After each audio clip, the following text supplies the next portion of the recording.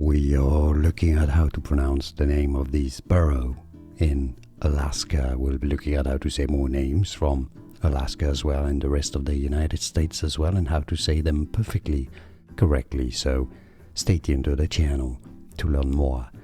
So let's break it down, this word, because the spelling is confusing, but the pronunciation is actually easy once you know.